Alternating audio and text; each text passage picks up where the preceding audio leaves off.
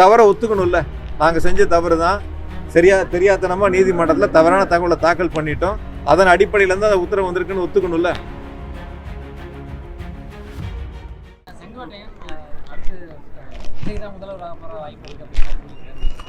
இதுக்கு முன்னாடி யார் முதல்வர் ஆவார்னு அவர் சொன்னாரு? இதுக்கு முன்னாடி யார் சொன்னார்? அவரு 2 நாளைக்கு முன்னாடி சொன்னாரு, 2 நாள் கழிச்சு ஒன்று சொல்லியிருக்காரு. அதனால அது அவங்களுடைய கருத்துக்கள். அதுக்குள்ள நம்ம பெருசா போக வேண்டியதில்லை. நான் தான் ஆரம்பத்திலேயே சொன்னேன், எங்கள் பணி முதலமைச்சர் இட்ட கட்டளை, எங்களுடைய கழக தலைவர் இட்ட கட்டளை, தேர்தல் பணிகளை தொடங்கி நாங்கள் முன்னெடுத்து சென்று கொண்டிருக்கின்றோம். ஓரணியில் தமிழ்நாடு உறுப்பினர் சேர்க்கை மிக சிறப்பாக நடந்து முடிந்திருக்கின்றன. அதற்கு பிறகு வாக்காளர் பட்டியலுடைய இந்த திருத்தங்கள் சம்பந்தமாக எங்களுடைய இயக்க தோழர்கள் சம்பந்தப்பட்டிருக்கக்கூடிய பிஎல்ஓடு சேர்ந்து அந்த பணிகளை முன்னெடுத்து கொண்டிருக்கின்றார்கள். அதற்கு அடுத்து இயக்கத்தினுடைய பணிகளை முதலமைச்சர்கள் வழிகாட்ட இருக்கின்றார்கள். எனவே தொடர்ச்சியாக மக்களை சந்திக்கக்கூடிய அரசனுடைய திட்டங்களை கொண்டு சேர்க்கக்கூடிய பணிகளை முன்னெடுத்திருக்கின்றோம். கரூர் மாவட்டத்தில் மட்டும் இந்த 4.5 ஆண்டுகளில் ஏறத்தாழ 4500 கோடி ரூபாய் அளவிற்கான நிதிகளை முதலமைச்சர்கள் வழங்கியிருக்காங்க. இது நிதிங்கிறது அடிப்படை கட்டமைப்புகளை மேம்படுத்துவதற்கான நிதி, மற்ற விஷயங்கள் இல்லை. சாலை வசதிகள், சாக்கடை வசதிகள், தெருவிளக்குகள், இப்படி கட்டமைப்பை மேம்படுத்துவதற்கு மட்டும் 4500 கோடி ரூபாய் அளவிற்கு நிதிகளை முதலமைச்சர்கள் வழங்கியிருக்கிறார். இது இல்லாமல் நலத்திட்டம் இருக்கு, கலைஞர் மகளிர் உரிமை தொகையாக இருக்கட்டும், தமிழ் புதல்வனாக இருக்கட்டும், புதுமை பெண்ணாக இருக்கட்டும், இது இல்லாமல் இது போன்ற திட்டங்கள் இருக்கின்றன. ஏன்னா ஒட்டுமொத்தமாக கரூர் மாவட்டத்தில் அடிப்படை கட்டமைப்புகளை மேம்படுத்துவதற்காக 4500 கோடி அளவிற்கு பணிகள் நடந்து முடிந்திருக்கின்றன. இன்னும் இருக்கக்கூடிய பணிகள் நடந்து கொண்டிருக்கின்றன. எனவே அரசை பொறுத்தவரை மக்களுக்கான ஒரு அரசாக, மக்களால் பாராட்டப்படுகின்ற, போற்றக்கூடிய ஒரு அரசாக திராவிட மாடல் அரசை மாநில முதலமைச்சர்கள் வழிநடத்தி கொண்டிருக்கின்றார்கள். ஒரு சிறப்பான வெற்றியை மக்கள் வழங்குவதற்கு தயாராக இருக்கின்றார்கள். அதனால யார் எங்க போனாலும் எதை பத்தியும் யாருக்கும் கவலை இல்லை.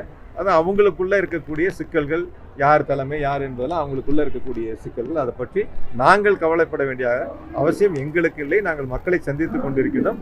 அரசினுடைய திட்டங்களை மாநில முதலமைச்சருடைய வழிகாட்டுதலோடு கொண்டு சேர்த்து மக்களுக்கு கிடைப்பதற்கான ஏற்பாடுகளை செய்து கொண்டிருக்கின்றோம். ஆனால் ஒருபுறம் எடப்பாடி பழனிசாமி திமுகவுக்கு அதிமுக தான் போட்டி அப்படிங்கிறாரு.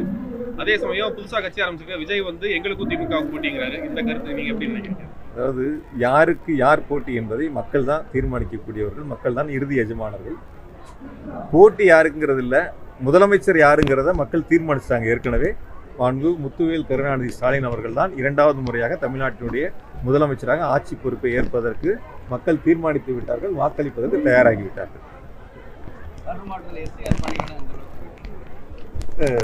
மாவட்ட ஆட்சித்தலைவருடைய தலைமையில் அரசு துறை அதிகாரிகள், குறிப்பாக தேர்தல் ஆணையத்தினுடைய வழிகாட்டுதலோடு சம்பந்தப்பட்டிருக்கக்கூடிய பிஎல்ஓ வரைக்கும், இஆர்ஓ வரைக்கும் எல்லாரும் அந்த பணிகளை முன்னெடுத்திருக்கின்றார்கள்.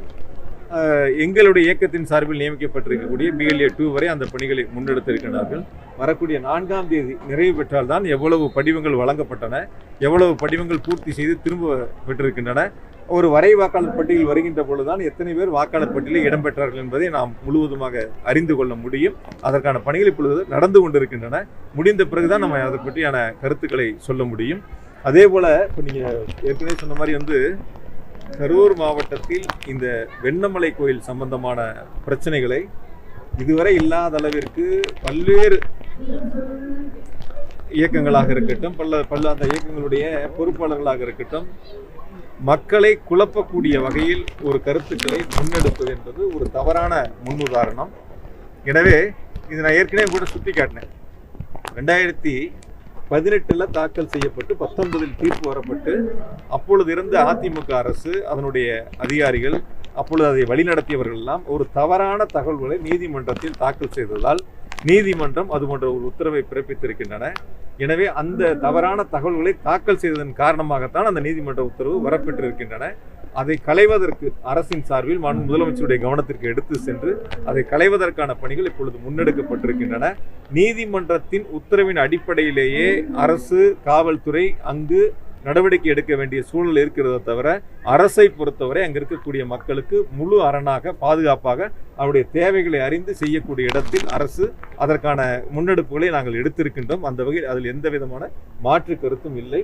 ஆகையால் நீதிமன்றத்தினுடைய உத்தரவின் அடிப்படையில் மட்டும்தான் அங்கு காவல்துறை, இந்து சமய அறநிலையத்துறை அது போன்ற பணிகளை முன்னெடுத்திருக்கின்றார்கள். எனவே அவர்களுக்கு விரைவில் ஒரு நல்ல தீர்வு கிடைப்பதற்கான முயற்சிகளை முன்னெடுத்து தொடர்ந்து 3-4 கூட்டங்கள் சென்னையில் நடைபெற்று இருக்கின்றன. விரைவில் அவர்களுக்கு ஒரு நல்ல தீர்வு எட்டப்படுவதற்கான முயற்சிகளை எடுத்திருக்கின்றோம். அதாவது கமிட்டி அமைப்பதற்கு முன்பாக அரசு துறை அதிகாரிகள் வருவாய்த்துறையாக இருக்கட்டும், இந்து சமய அறநிலையத்துறையாக இருக்கட்டும், அரசு வழக்கறிஞர்கள் இவரெல்லாம் சந்தித்து பேசி இதற்கு தீர்வு காண்பதற்கான முன்னெடுப்புகள் எடுக்கப்பட்டிருக்கின்றன. விரைவில் அந்த இறுதி முடிவு எடுக்கப்பட்டு அடுத்த கட்ட நடவடிக்கை மேற்கொள்ளப்படும். அதனால அதுல 2 வகைகள் இருக்கு.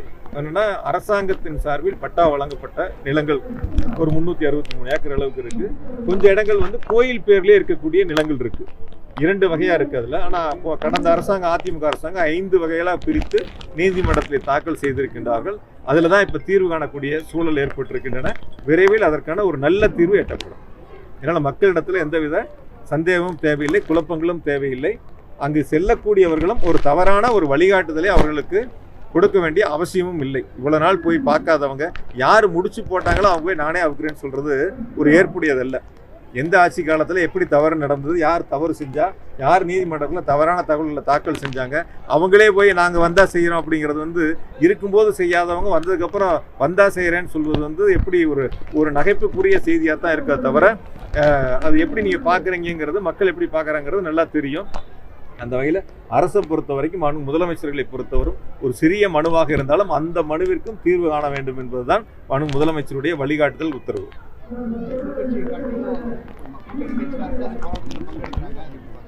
இல்ல, மக்களுடைய உணர்வுகளை கூட்டணி கட்சியினர் தெரிந்து கொண்டு அவர்களுக்கு ஒரு ஆதரவு தெரிவிக்கக்கூடிய சூழல் தான் இருக்காங்க. நான் சொல்றது யாரு தப்பு செஞ்சாங்களோ அவங்கள சொல்றேன். கூட்டணி கட்சிக்காரன் யாரும் தப்பு செய்யல. போன அரசாங்கம் யார் இருந்தா, அந்த அரசாங்கத்துல யார் பொறுப்புல இருந்தா, அவங்க அப்ப பார்த்திருந்தா எதெல்லாம் பிரிச்சு பார்த்து நீதிமன்றத்தில் தாக்கல் செஞ்சிருந்தா இப்ப இவ்வளவு சிக்கல் வந்திருக்காது. அப்ப செஞ்ச தவிர இப்ப சரி பண்ணிக்கிட்டு இருக்கோம். கூட்டணி கட்சிக்காரங்க போறதும் மக்களுடைய உணர்வுகளை புரிந்து கொண்டு அவர்களுக்கு ஒரு நல்ல தீர்வு எட்டப்பட வேண்டும், அவர்களுக்கு ஆறுதல் சொல்ல வேண்டும் என்பதற்காகத்தான் எங்களுடைய தோழமை இயக்கங்கள் அங்கே போறாங்களே தவிர, தவறு பண்ணவங்க போய் முன்னாடி நின்று ஒன்று தவறை ஒத்துக்கணும்ல. நாங்கள் செஞ்ச தவறு தான், தெரியாதனமா நீதிமன்றத்தில் தவறான தகவலை தாக்கல் பண்ணிட்டோம், அதன் அடிப்படையில் தான் அந்த உத்தரவு வந்திருக்குன்னு ஒத்துக்கணும்ல. உச்சநீதிமன்றம் வரை சென்று அங்கே வழக்கு தாக்கல் செய்யப்பட்டு உச்சநீதிமன்றத்தினுடைய உத்தரவின் அடிப்படையில் சில நடவடிக்கைகளும் எடுக்கப்பட்டிருக்கின்றன. விரைவில் ஒரு நல்ல தீர்வு எட்டப்படும். செய்திகளை உடனுக்குடன் தெரிந்து கொள்ள கீழ்கண்ட கேபிள் மற்றும் டிடிஎச் நெட்வொர்க்குகளில் எம்நாடு செய்தி தொலைக்காட்சியை காணுங்கள். பாதகம் செய்பவரை கண்டால் நாம் பயம் கொள்ளலாகாது பாப்பா. மோதி மிதித்துவிடு பாப்பா, அவர் முகத்தில் உமிழ்ந்துவிடு பாப்பா. அண்மை செய்திகளை உடனுக்குடன் தெரிந்து கொள்ள இணைந்திருங்கள் எம்நாடு தொலைக்காட்சியுடன்.